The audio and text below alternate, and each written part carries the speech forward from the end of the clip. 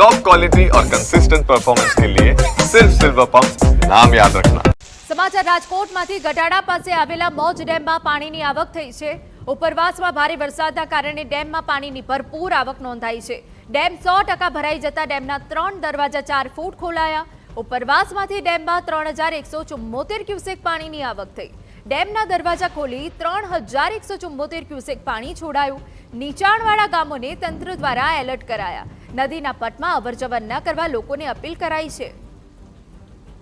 મહત્વનું છે કે મોજ ડેમ ઓવરફ્લો થતા મોજીરા, ખાખી, જાડિયા, ગટાડા, નવાપરા, સેવત્રા, કેરાડા, વાડલા સહિતના ગામોને એલર્ટ કરાયા છે।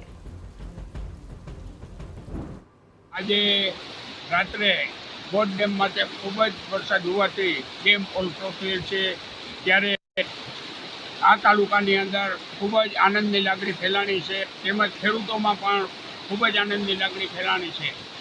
એટલે ડેમ જે ઓવરફ્લો થવાથી અમે પોલ નાખી અને તેમના વધામણા કરેલ છે।